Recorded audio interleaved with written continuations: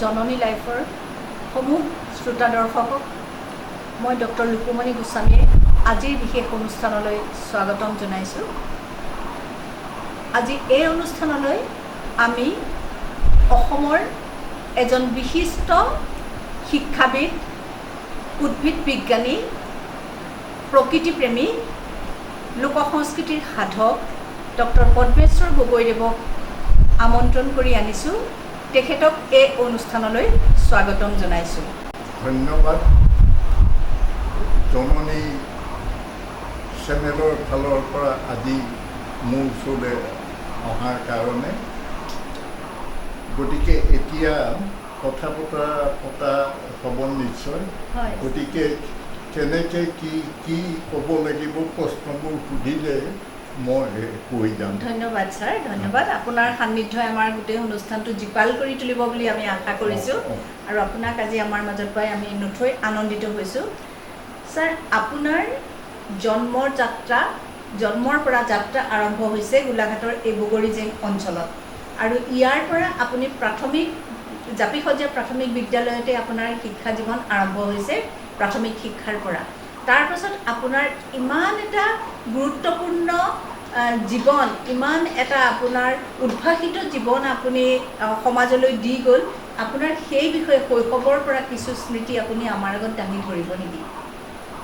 মোৰ জন্মগাঁও এইখনেই বগৰীজেং গাঁও আৰু এইখন গাঁৱৰে জাপিসজীয়া প্ৰাইমেৰী স্কুলত মোৰ শিক্ষা জীৱন আৰম্ভ হয়।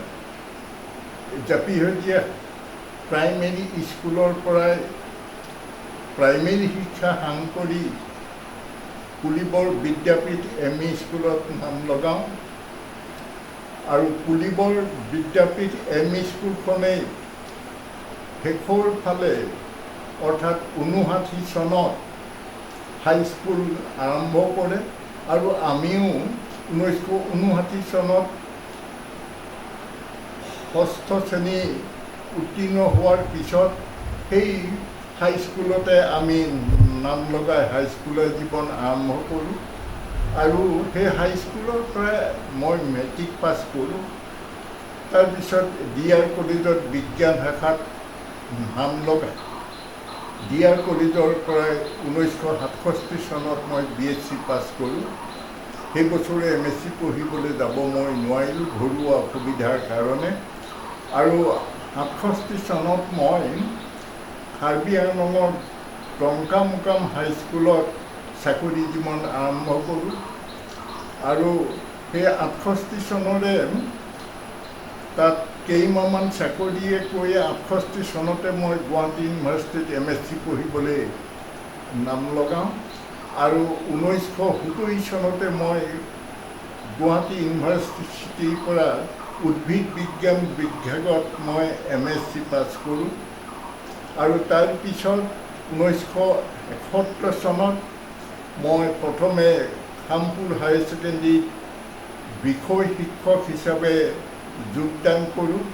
তাৰপিছত সেই 71 চনৰে ছেপ্টেম্বৰ মাহত এই DR কলেজত মই প্ৰবক্তা হিচাপে যোগদান দিওঁ আৰু সেই DR কলেজতে 35 বছৰ একেৰাহে 35 বছৰ চাকৰি কৰি 2006 চনত মই অৱসৰ গ্ৰহণ কৰোঁ।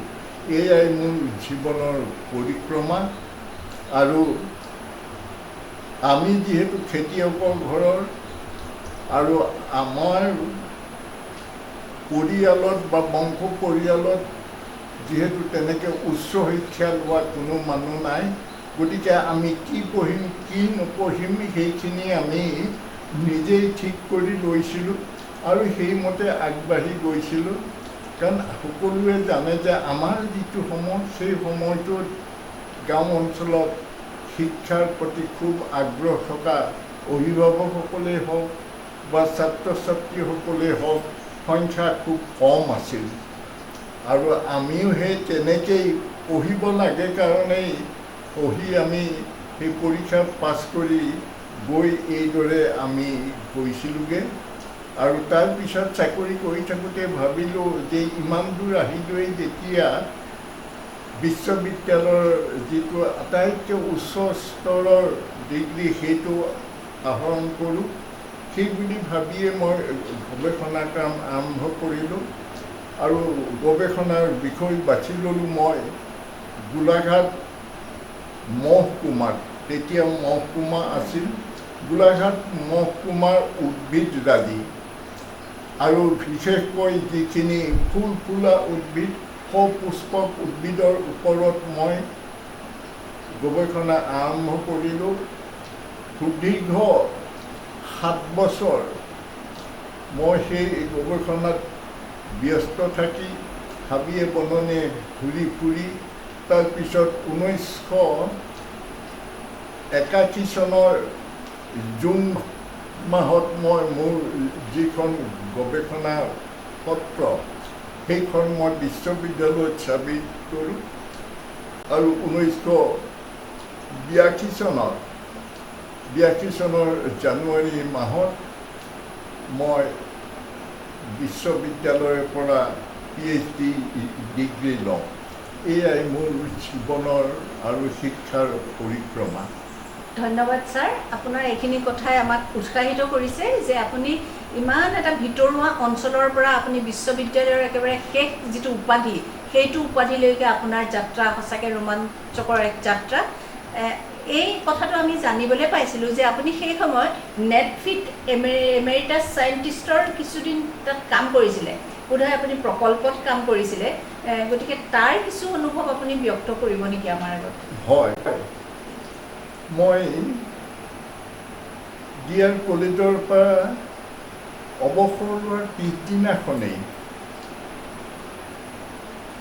মই গুৱাহাটীৰ ক্ষেত্ৰীত অৱস্থিত নেটফি যিটো গৱেষণা কেন্দ্ৰ সেই গৱেষণা কেন্দ্ৰত যোগদান কৰিছিলোঁগৈ আৰু গৱেষণা কেন্দ্ৰত যোগদান কৰাৰ কথা ভাবিছিলোঁ 2 বছৰমান আগতেই। সেই সময়ত নেটফি চেয়াৰমেন আছিল ডক্টৰ জয়ন্ত মাধৱ, গতিকে তেখেতক লগ পাইছিলোঁ আৰু তেখেত এদিন আমাৰ কলেজলৈ আহিছিল অকল মোক লগ কৰিবৰ কাৰণে। গতিকে সেই মৰ্মে মই ভাবিলোঁ যে অৱসৰ লোৱাৰ পিছত ঘৰত এনেই বহি থকাতকৈ তালৈকে যাওঁ আৰু গৈ কিছু গৱেষণাৰ কাম কৰিম। আৰু নেটফি সেই গৱেষণা কেন্দ্ৰটো আছিলে ঔষধি আৰু সুগন্ধি উদ্ভিদৰ গৱেষণা কেন্দ্ৰ, কাৰণ গোটেই সেই কেন্দ্ৰটো আৰম্ভ কৰিছিল যে আমাৰ ইয়াত ঔষধি আৰু সুগন্ধি উদ্ভিদৰ খেতি কৰিবলৈ হ'লে যে সেইখিনি প্ৰথমতে বাণিজ্যিকভাৱে হ'বনে নহয়, কেনেকৈ কৰিলে খেতিয়কে লাভালাভ হ'ব পাৰিব সেই বিষয়ৰ ওপৰত গৱেষণা কৰা। গতিকে ময়ো সেইবোৰতে গৈ যোগ দিছিলোঁগৈ, কিছু কাম কৰিছিলোঁ, কিন্তু যিটো মন লৈ গৈছিলোঁ যিমানখিনি কৰিব পাৰিম বুলি সিমানখিনি কৰা নহ'ল, একো দিব নোৱাৰিলোঁ। আৰু তাতেই শেষৰ 3 বছৰ মই জৈৱিক খেতিৰ ওপৰত চিন্তা চৰ্চা কৰি অলপ পঢ়া শুনা কৰি জৈৱিক কৃষিৰ কাৰণে কেনেকৈ জৈৱিক সাৰবিলাক তৈয়াৰী কৰিব পাৰি সেইটোৰ ওপৰত যথেষ্টখিনি কাম কৰিছিলোঁ। আৰু সেই জৈৱিক সাৰখিনি তৈয়াৰী কৰিবলৈ যাওঁতে ভাৰতৰ আটাইতকৈ পুৰণি কৃষিৰ ওপৰত যিখন কিতাপ বৃক্ষায়ুৰ্বেদ, সেই বৃক্ষায়ুৰ্বেদখন কিনি লৈ তাৰ পৰা বহুতখিনি বস্তু উলিয়াই লৈছিলোঁ, লৈ জৈৱিক সাৰখিনি কেনেকৈ তৈয়াৰী কৰিব পাৰি। পিছত অৱশ্যে কেঁচু সাৰো আৰম্ভ কৰিছিলোঁ। দীক্ষাই বেদত কিন্তু কেঁচু সাৰৰ কথা উল্লেখ নাই। হ'লেও সেইখিনিকে কৰি আৰু জৈৱিক কৃষিৰ কাৰণে অলপ মানুহক প্ৰশিক্ষণো দিছিলোঁ। দুই একে সেইমতে কৰি বিশেষকৈ জৈৱিক চাহ উৎপাদন কৰি এতিয়া তেওঁলোক লাভৱান হ'ব পাৰিছে। কাৰণ জৈৱিক কৃষি কৰিবলৈ যাওঁতে অকল জৈৱিক সাৰটোৱেই নহয়, জৈৱিক কীটনাশক ঔষধো ব্যৱহাৰ কৰিব লাগিব। গতিকে মই PhDৰ কাৰণে গৱেষণা কৰি থাকোঁতে আৰু পিছতো ভাৰতবৰ্ষৰ উত্তৰ পূৰ্বাঞ্চলৰ হাবিবোৰ ঘূৰি ফুৰোঁতে বিভিন্ন জনগোষ্ঠীৰ লগত কথা বতৰা পাতি যে তেওঁলোকে অতীজত মাছ মাৰিবলৈ বা অন্য চিকাৰৰ কাৰণে বিষ কাৰ বা মাছ মাৰিবলৈ পানীত বিষ কি গছৰ বিষ তৈয়াৰী কৰিছিল, সেইখিনি কথা আহৰণ কৰাৰ কাৰণে পিছত ময়ো তাত গৈ সেই গছখিনি সংগ্ৰহ কৰি তাৰ পৰা কেনেকৈ আমি জৈৱিক কীটনাশক ব্যৱহাৰ কৰিব পাৰোঁ সেইখিনি গৱেষণা কৰি ঠিক কৰি দিছিলোঁ যে এইখিনি গছ এনেকৈ ব্যৱহাৰ কৰিলে আমি জৈৱিক কীটনাশক পাম। ধন্যবাদ ছাৰ। আমি আৰু কথা আপোনাৰ লগত পাতি থাকিম। তাৰ মাজতে এটা কথা জানিবলৈ বিচাৰিছোঁ যে আপুনি নামবৰ বনাঞ্চলখনৰ লগত বহুত বিশেষভাৱে জড়িত হৈ আছিলে।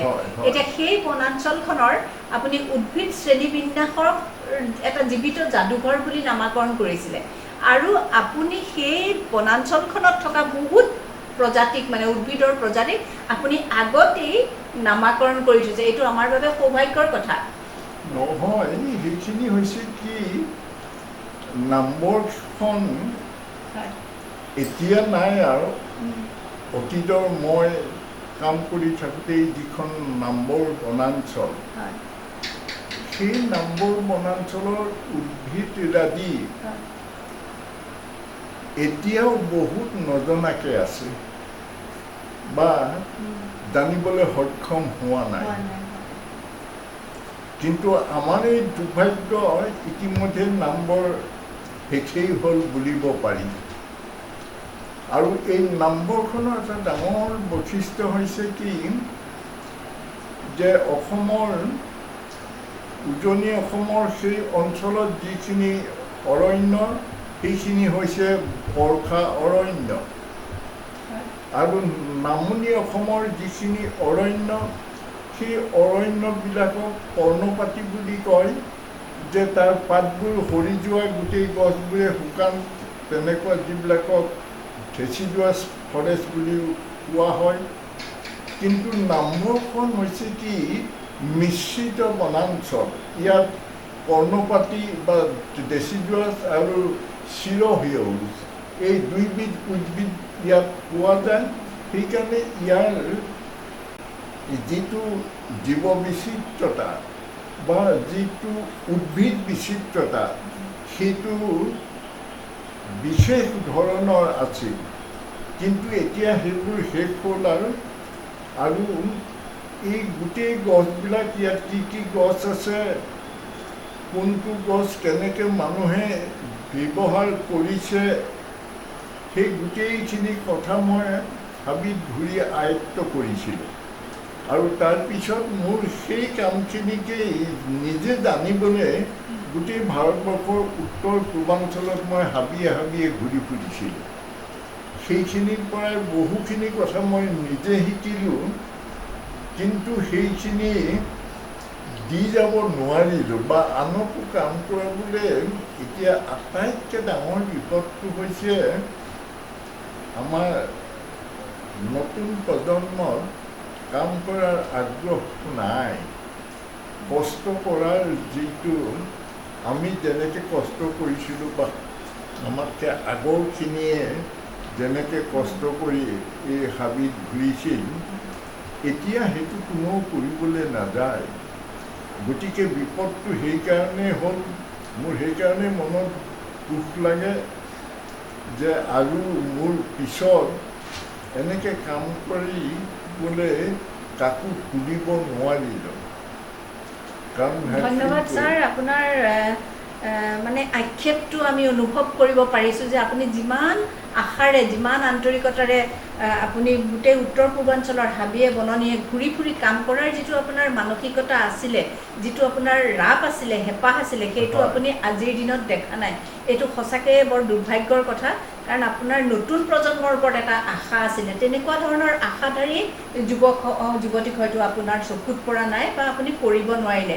এই কথাটো আমি বৰকৈ উপলব্ধি কৰিছোঁ যে আপোনাৰ দৰে এজন মানুহেই যেতিয়া সেই আশাটো পূৰণ কৰিব পৰা নহ'ব বুলি এক আক্ষেপ অসন্তোষ এটা মনত ৰৈ গৈছে এইটো সঁচাকৈ আমাৰ বাবে এটা বৰ দুৰ্ভাগ্যৰ কথা আৰু ছাৰ এটা কথা আপুনি আমি প্ৰত্যেকেই জানো যে গোলাঘাটৰ নাহৰণি অঞ্চলটো বিশেষকৈ সাঁচি গছৰ কাৰণে বৰ বিখ্যাত আৰু এই বিষয়ে আপোনাৰ কিতাপ পত্ৰও প্ৰকাশ হৈছে বিভিন্ন প্ৰবন্ধও প্ৰকাশ হৈছে এই সাঁচি গছ সম্পৰ্কে বা সাঁচি গছৰ ব্যৱসায়িক ক্ষেত্ৰখনত যিটো মানে অৱদান থাকিব সেইটো আপুনি কিবা আশা কৰিব পাৰেনে সাঁচি গছৰ ক্ষেত্ৰত এই সাঁচি গছৰ বাণিজ্যিক খেতি আৰম্ভ হৈছে 1980 চনৰ পিছৰ পৰা আৰু এই সাঁচি গছৰ যে অগৰু সেই অগৰুটো যে অতি মূল্যৱান সেইটো ধৰা পৰিছে 1960 চনৰ পিছৰ পৰা তাতকৈ আগলৈকে আমাৰ ইয়াৰ নাহৰণিয়ে কওক বা গোটেই অসম তথা উত্তৰ পূৰ্বাঞ্চলতে সাঁচি গছৰ মূল্য একদম নাছিল কাৰণ মানুহে কোনো বুজি নাপায় আৰু সাঁচি গছ হৈছে কি যে তাৰ খৰিও বেয়া সেইকাৰণে মানুহে হ'লেও বালিয়ে ঢাপে য'ত ত'ত হ'লেও সেই সাঁচি গছ কাটি পেলায় কাৰণ আমি এই মাঘ বিহুত মেজিত জ্বলাবলৈ ভালেমান বুঢ়া সাঁচি গছ কাটি ফালি আমি জুই জ্বলালোঁ আমাৰ চখ এটাই হ'ল কাৰণ সাঁচি গছ জুই জ্বলাই দিলে মানে বুঢ়া সাঁচি গছ খুব ধুনীয়া গোন্ধায় কিন্তু এই পিছত 80 চনৰ পিছৰ পৰাই ইয়াৰ মূল্য বৃদ্ধি খুব হ'ল আৰু তেতিয়াৰ পৰাই মানুহে খেতি কৰিবলৈ ল'লে কিন্তু এতিয়া হৈছে কি সাঁচি গছৰ ভৱিষ্যতটোৰ ক্ষেত্ৰত এতিয়া বুলি নহয় ঠিক পিছলৈও অলপ বিপদৰ সম্ভাৱনা আছে কাৰণ তাৰ যিটো তেল সেই সাঁচি গছৰ তেলটো কছমেটিক্সত প্ৰসাধন সামগ্ৰীত খুব ব্যৱহাৰ হয় আৰু সেইটো তেল হিচাপে বা সাঁচি কাঠ যিটো অগৰু কাঠ জ্বলোৱা সেইটো ব্যৱহাৰ কৰে অকল মধ্যপ্ৰাচ্যৰ দেশবোৰতে কিন্তু মধ্যপ্ৰাচ্যৰ দেশত খুব তেল আছে কাৰণে খুব ধনী মানুহ আৰু তেওঁলোকে সেই সাঁচি বহুত দাম দি কিনি ব্যৱহাৰ কৰে আৰু সেইকাৰণে সাঁচিৰ দামটো এটি মানে আজি ঠিক ছমাহ আগলৈকে ছমাহ নহয় 3 মাহ আগলৈকে সাঁচিৰ দাম বহুত আছিলে সাঁচি গছৰ দাম কাৰণ 40-50 বছৰীয়া এজোপা সাঁচি গছ 1 লাখ 1.5 লাখ টকালৈকে আমাৰ এইবোৰ ঠাইতে বিক্ৰী হৈছিল কিন্তু সেই ধাৰাটো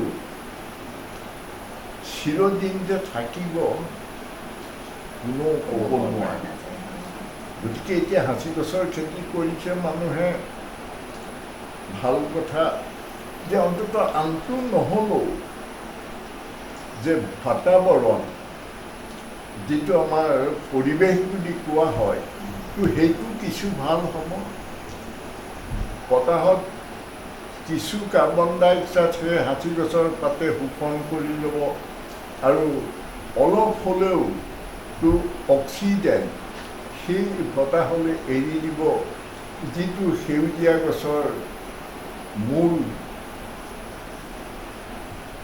মানে সেইটো সেউজীয়া গছৰ মূল কামটো হ'ল সেইটোৱে। গতিকে সেইকাৰণে সেইটো ভাল খেতি কৰাটো। আৰু পিছত যদি হাঁচিৰ দাম থাকে দুপইচা পাব, আৰু হাঁচিৰ দাম নহ'লেও কোনো কথা নাই।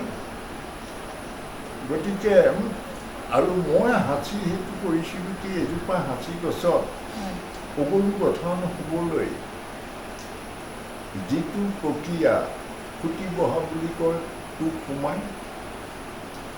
গতিকে পোক সোমোৱাৰ পিছত তাত পোকে খাই দিয়ে, সেই খোৱা অংশত অগৰু কাঠ হয়। তেতিয়া সেই যে পোকে খালে অগৰু কাঠ হয়, কেনেকৈ হয়? কাৰণ আৰু আগতে 1940 চন মানৰ পৰা এই হাঁচিয়া কাঠৰ ওপৰত গৱেষণা আৰম্ভ হৈছিল। প্ৰথম হৈছিল এতিয়া বাংলাদেশত, এতিয়া পূৰ্ববংগত। গতিকে সেইবোৰ অলপ পঢ়া শুনা কৰি চাই দেখিলোঁ যে অগৰু গঠন হোৱাৰ কাৰণটো এই পোকে ফুটা পৰা পোকটো তাৰ কাৰণে দায়ী নহয়। পোকে খোৱাৰ ফলত তাত ভেঁকুৰ জন্মে। সেই কি ভেঁকুৰ জন্মে সেই ভেঁকুৰখিনি মই অধ্যয়ন কৰিছিলোঁ, আৰু তাৰপিছত সেই ভেঁকুৰখিনি